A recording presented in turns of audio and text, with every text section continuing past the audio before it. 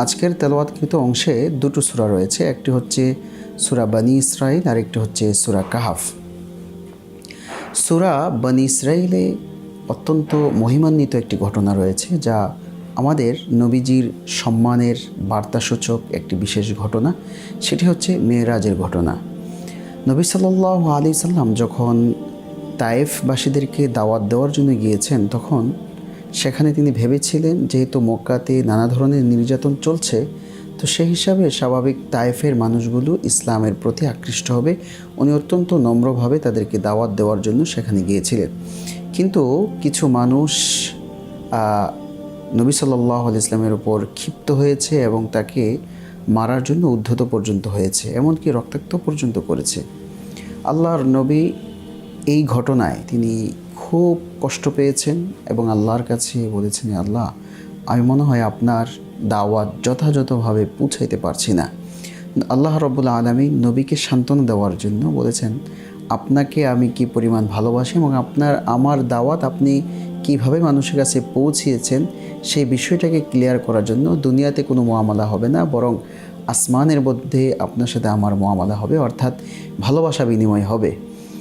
তখন আল্লাহ রাব্বুল আলামিন সূরা বনী ইসরাইলে আয়াত নাজিল করেন, সুবহানাল্লাযী আসরা বিআবদিহি লাইলাম মিনাল মাসজিদিল হারাম ইলাল মাসজিদিল আকসা।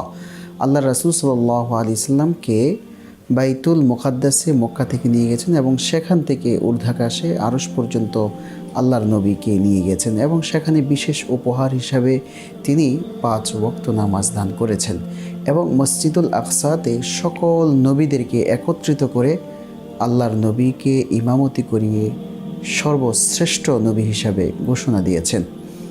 আজকের এই অংশে আমাদের জন্য বিশেষ এই বার্তাটি এটি হচ্ছে, আল্লাহর নবী আমাদের প্রিয় নবী, যার উম্মত আমরা, ওনাকে আল্লাহ রাব্বুল আলামিন এই পৃথিবীতে সর্বোচ্চ সম্মান দান করেছেন।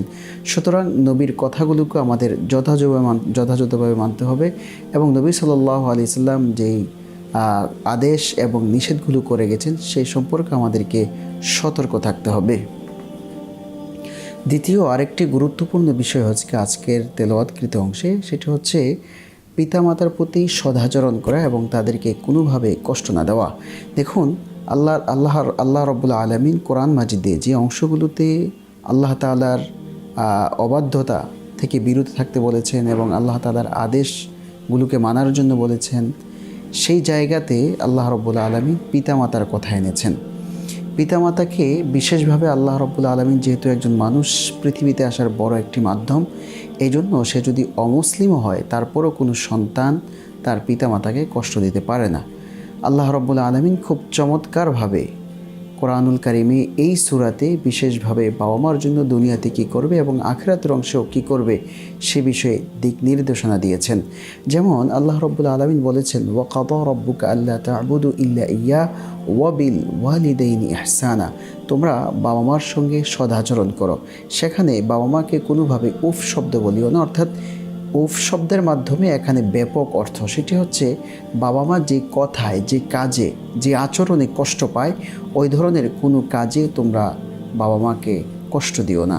কারণ যারা বাবা মাকে কষ্ট দেয় তারা হচ্ছে মালউন, হাদিসের ভাষায় আল্লাহ রাসূল বলেছেন তারা হচ্ছে অভিশপ্ত। সুতরাং এই অভিশপ্ততা থেকে আমাদেরকে অবশ্যই বেঁচে থাকতে হবে। এমনকি বাবা মা যখন বৃদ্ধ হয়ে যায় ঠিক সেই সময় বাবা মাকে আগলে রাখার জন্য আল্লাহ তাআলা নির্দেশ দিয়েছেন। দেখুন, আমরা যখন পৃথিবীর মধ্যে জন্মগ্রহণ করি তখন আমাদেরকে অন্য কেউ লালন পালন করে না, বাবা মাই আমাদেরকে লালন পালন করেন। যতই কষ্ট হোক না কেন, যত দারিদ্রতা আসুক না কেন, একজন মা সন্তানকে যেভাবে আগলে রাখেন, একজন মা যেভাবে সন্তানের প্রতি যত্ন নেন, অন্য কেউ তা করতে পারবে না। এই জন্য ছোট সময়ে একেবারে জন্মগ্রহণের পর বাবা মা বাচ্চাদের প্রতি তাদের যত্ন বেশি থাকে, আদর ভালোবাসাও বেশি থাকে। তখন রাত নাই দিন নাই সর্বাবস্থায় তাদেরকে কোলে রাখেন, কাঁধে রাখেন এবং যত্ন সহকারে তাদের দেখাশোনা করেন। তো এই যে বাবা মা ছোট সময়, যে সময় বাচ্চারা কিছুই করতে পারতো না, ঠিক ওই সময়ই বাবা মা যেভাবে আগলে রেখেছে সন্তানকে, ঠিক তেমনিভাবে যে সময় বাবা মা অসুস্থ হয়ে পড়ে, ভেঙে পড়ে, বয়সের বারে চলাফেরা করতে পারে না, ঠিক ওই সময়ও একই কথা বলেছেন যে তোমরা কোনোভাবেই বাবা মাকে কষ্ট দিও না। কারণ বাবা মা যখন শক্তি থাকে, সামর্থ্য থাকে, তখন তো অবশ্যই তারা নিজেদের কাজকর্ম করে নিজেরা চলতে পারে। কিন্তু যখন তারা অসুস্থ হয়ে যায় অথবা বৃদ্ধ বয়সে উপনীত হয়, নিজে নিজে চলাফেরা করতে পারে না, তখন কিন্তু তোমরা যেমন ছোট ছিলে ঠিক তেমনিভাবে তারাও বাচ্চাদের মতো হয়ে যায়। তখন তোমরা তাদেরকে আগলে রাখতে হবে। এই আগলে রাখার একটি উদাহরণ আল্লাহ তাআলা এখানে দিয়েছেন, ওয়াকফিদ লাহুমা জানাহাযুল। এখানে দেখুন, একটি মুরগির বাচ্চা বা হাঁসের বাচ্চা যখন পৃথিবীতে আসে, তখন তার বাবা মারা তার ডানার ভিতরে আগলে রাখে যাতে করে তার কোনোভাবে ক্ষতি না হয়। ঠিক তেমনিভাবে বাবা মাকে ডানা দ্বারা আগলে রাখতে বলার কারণ হচ্ছে বাবা মা যেন কোনোভাবে কষ্টের ছোঁয়া পর্যন্ত না পায়। এজন্য আমাদেরকে বাবা মার প্রতি বিশেষ গুরুত্ব দিতে হবে, বিশেষ যত্ন নিতে হবে। এমনকি পৃথিবীতে যখন তারা বেঁচে থাকবে অথবা পৃথিবী থেকে তারা যখন আখিরাতে চলে যাবে, ঠিক তখনও তাদের জন্য দোয়া করতে হবে। আল্লাহ তাআলা সেই দোয়া আমাদেরকে শিখিয়ে দিয়ে গেছেন, রব্বির হামহুমা কামা রব্বায়ানি সগীরা। আল্লাহ রব্বুল আমাদেরকে শিখিয়েছেন যে তোমরা তোমাদের বাবা মার জন্য এই দোয়া করো যে আল্লাহ, আমাদের পিতামাতার প্রতি আপনি রহমের আচরণ করুন, যাতে যেমনিভাবে তারা আমাদেরকে ছোটোবেলায় আগলে রেখেছে। সুতরাং আমাদের প্রত্যেকের তামান্না থাকবে নামাজের সময়, নামাজের বাইরে, নামাজের পর অথবা কর্মব্যস্ত জীবনে যে কোনো সময় আমরা অবশ্যই পিতামাতার জন্য এই দোয়াটি খুব বেশি পরিমাণে পড়ব। হে আল্লাহ, আপনি আমার পিতামাতাকে রহমতের চাদর দ্বারা আবৃত করেন, যেমনিভাবে তারা ছোট সময় আমাদেরকে আগলে রেখেছে। এরপর আরেকটি বিশেষ শিক্ষা হচ্ছে আজকের তেলাওয়াতকৃত অংশ থেকে, সেটি হচ্ছে অপচয় না করা। দেখুন, আল্লাহ রাব্বুল আলামিন যাদেরকে সামর্থ্য দেন, যাদের টাকা পয়সা অর্থ সম্পদের আয়ের সুযোগ করে দিয়েছেন, জমা করার সুযোগ করে দিয়েছেন, তাদের একটি বড় নিয়ামত, কারণ তারা চিন্তা থেকে মুক্ত থাকে, দারিদ্রতা থেকে মুক্ত থাকে। সুতরাং দারিদ্র্যমুক্ত জীবন গড়া এটি কিন্তু রাসূলুল্লাহ সাল্লাল্লাহু আলাইহি ওয়াসাল্লামের বিশেষ একটি সুন্নাহ। তিনি দারিদ্রতা থেকে সর্বদাই আশ্রয় চেয়েছেন, আল্লাহর কাছে পানা চেয়েছেন। সুতরাং আমাদেরকেও এ ধরনের দারিদ্রতা থেকে বেঁচে থাকার জন্য দোয়া করতে হবে। পাশাপাশি যাদের সামর্থ্য থাকবে তারা অবশ্যই খরচ করবে, তবে অপচয় করবে না। যাদের সামর্থ্য আছে, এটা তাদের জন্য একদম প্লাস পয়েন্ট, সেটি হচ্ছে তারা যত বেশি দান সাদকা করবে, মানুষের পিছনে ব্যয় করবে, তখন এটি তাদের জন্য একটি বড় সাদাকার মাধ্যম হবে। তিনি আল্লাহ তাআলার নৈকট্য অর্জনের একটা সুযোগ পাবে। কিন্তু অপচয় এটি ইসলামে সর্বোচ্চভাবে নিষিদ্ধ। কিন্তু আমরা দেখি যে ইফতারের আয়োজন বা ইত্যাদি আয়োজনের মধ্যে রমজান মাসে খুব বেশি অপচয় হয়। সেই অপচয় থেকে আমাদেরকে অবশ্যই নিজেদেরকে হেফাজত করতে হবে। আজকের তেলাওয়াতকৃত অংশে আরও একটি গুরুত্বপূর্ণ অংশ হচ্ছে, শিক্ষা হচ্ছে যে কোনোভাবেই দারিদ্রতার ভয়ে অথবা খাওয়ানোর ভয়ে তোমরা সন্তানদেরকে জন্ম নিয়ন্ত্রণের মাধ্যমে পৃথিবীর আলো না দেখার যে পরিকল্পনা নাও, সেগুলো থেকে তোমরা বেঁচে থাকো। আবার কখনো কখনো দেখা যায় বাবা মারা পৃথিবীতে বাচ্চা চলে আসে, কিন্তু তারপরও সেগুলোকে ভ্রূণ হত্যা করে কেউ আবার বাচ্চাকে শিশু সময় হত্যা করে ফেলে, যে কিভাবে আমরা তাদেরকে লালন পালন করব। তো আল্লাহ রাব্বুল আলামিন স্পষ্ট ভাষায় বলেছেন, তোমরা এই কাজটি করিও না, কারণ তোমরা যদি এই কাজ করো তাহলে তোমাদেরকে যে খাওয়ায় তিনিও তাকেই খাওয়াবেন। সুতরাং এখানে আর তোমাদের পেরেশানির কোনো কারণ নেই। সুতরাং আমাকে যিনি খাওয়াচ্ছেন আপনাকেও তিনিই খাওয়ান, এবং আমাদের আগত সন্তানদেরকে আল্লাহ রাব্বুল আলামিনই খাওয়াবেন। আজকের তেলাওয়াতকৃত অংশে সূরা কাহফ একটি রয়েছে। সেই সূরা কাহফের বিশেষ একটি ফজিলত হচ্ছে, যারা জুমার দিনে এই সূরা তেলাওয়াত করবে, পরবর্তী জুমা পর্যন্ত আল্লাহ রাব্বুল আলামিন তার জন্য একটা আলো করে দিবেন। দুনিয়া এবং আসমানে তাদের জন্য একটা আলো তৈরি হবে, এবং কি কোনো বর্ণনা এসেছে যে কিয়ামতের দিন তার একটা আলো তৈরি হবে। এরপর এই সূরার আরেকটি গুরুত্বপূর্ণ ফজিলত হচ্ছে, যে ব্যক্তি এই সূরার প্রথম 10 আয়াত মুখস্থ করবে, আর কোনো বর্ণনা এসেছে এই সূরার শেষ 10 আয়াত মুখস্থ করবে, তাহলে আল্লাহ রাব্বুল আলামিন তাকে দাজ্জালের ফিতনা থেকে হেফাজত করবেন।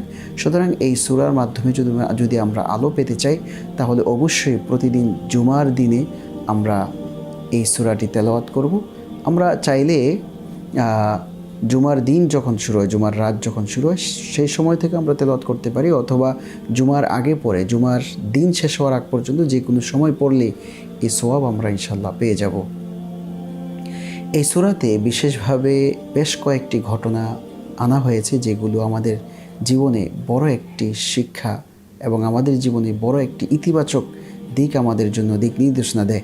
এর মধ্যে একটি হচ্ছে ঈমানের উপর অবিচল থাকা, ঈমানের জন্য কষ্ট করা, এবং ঈমানের জন্য যারা কষ্ট করবে আল্লাহ রাব্বুল আলামিন তাদেরকে অগণিত অফুরন্ত নিয়ামত দান করবেন।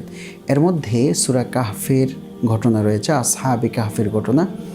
আসহাবে কাহফের মূল ঘটনা হচ্ছে 7 জন যুবক তৎকালীন সময়ে অত্যন্ত অনেক আগে ইব্রাহিম আলাইহিসসালাতু ওয়াসসালামের কোনো বর্ণনা এসেছে, ওনারও আগের যুগে একজন জালেম বাদশা ছিল যে কুফর অবলম্বন করত। সেই বাদশা সকলকে তার ধর্মে অর্থাৎ কুফরি ধর্মে আহ্বান করেছিল। তো যারা তাদের ডাকে সাড়া দিত না তাদেরকে হত্যা করে ফেলা হতো। তো ওই 7 যুবককে যখন নাকি ঈমান ত্যাগ করার কথা বলা হয়েছে, তো তারা লুকিয়ে গুহার ভিতরে চলে গেছে, সেখানে যে আত্মগোপন করেছে। তো সে আত্মগোপন আল্লাহ রাব্বুল আলামিন ওপর দিয়ে এমনভাবে ডেকে দিয়েছে যে তার বাহিনী যখন তাদেরকে খুঁজতে গিয়েছে তারা আর খুঁজে পায়নি, কুকুরের মাধ্যমে সে ঢাকনা দেওয়া হয়েছে। তো আল্লাহ রাব্বুল আলামিন তাদের সেই ঘটনাকে, বিস্তারিত ঘটনা সুবিস্তরভাবে তিনি এখানে উল্লেখ করেছেন।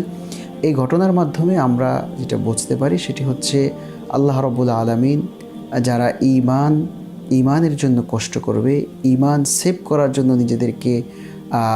নিজেদেরকে হেফাজত করবে, আল্লাহ রাব্বুল আলামিন তাদেরকে সেই ব্যবস্থা করে দিবে। এজন্য 100 বছর তারা সেখানে গুহার ভিতরে ছিল, আবার তাদেরকে জীবিত করেছেন। তো আল্লাহ রাব্বুল আলামিন নিজ কুদরতিভাবে এটা করেছেন। আর কেন করেছেন? যেহেতু তারা ঈমানের জন্য কষ্ট করেছে। দ্বিতীয় আরেকটি ঘটনা হলো মূসা আলাইহিসসালাতু ওয়াসসালাম এবং খিজর আলাইহিসসালাতু ওয়াসসালামের মাঝে শিক্ষা বিষয়ক ঘটনা। মূসা আলাইহিসসালাতু ওয়াসসালাম ভেবেছিলেন পৃথিবীর মধ্যে তিনি একমাত্র সবচেয়ে বেশি জান্নাওয়ালা। আল্লাহ রাব্বুল আলামিন বলেছেন, না, তোমার থেকেও আরও বড় জ্ঞানী রয়েছে, আমি তাকে তোমার থেকেও বড় বেশি এলেম দান করছি। তো তখন মূসা আলাইহিসসালাতু ওয়াসসালাম ওই এলেম শেখার জন্য খিজর আলাইহিসসালাতু ওয়াসসালামের পথ ধরলেন। তিনি তাকে বেশ কিছু শর্ত দিয়েছেন, কিন্তু তিনি শর্তগুলো ভঙ্গ করে ফেলার কারণে তিনি আর তার সঙ্গে রাখিনি। তাহলে এই ঘটনার মাধ্যমে আমরা বুঝতে পারি ইসলামে শিক্ষার গুরুত্ব অপরিসীম। কারণ অনেক মানুষ না জানতে পারে বিষয়গুলো, সব বিষয়ে যে তিনি জানবেন সেটা কিন্তু এটা আবশ্যকীয় কোনো বিষয় না। আমার যে কোনো বিষয় অজানা থাকতে পারে, তো সেই হিসাবে আমরা জানার জন্য সর্বাত্মকভাবে চেষ্টা করব ইনশাআল্লাহ। তো আজকের এই তারাবি থেকে আমাদের জন্য বড় একটি শিক্ষা হচ্ছে জানার জন্য মেহনত করা, জানার জন্য পথ খোঁজা। আল্লাহ রাব্বুল আলামিন আজকের তারাবি থেকে আমাদের জীবনের পাথে অর্জন করার তৌফিক দান করুন, আমিন। ওমা আলাইনা ইল্লাল বালাগ। পরবর্তী অনুষ্ঠান দেখার আমন্ত্রণ জানিয়ে আজকের মতো এখানে বিদায় নিচ্ছি। আসসালামু আলাইকুম ওয়া রাহমাতুল্লাহি ওয়া বারাকাতুহু।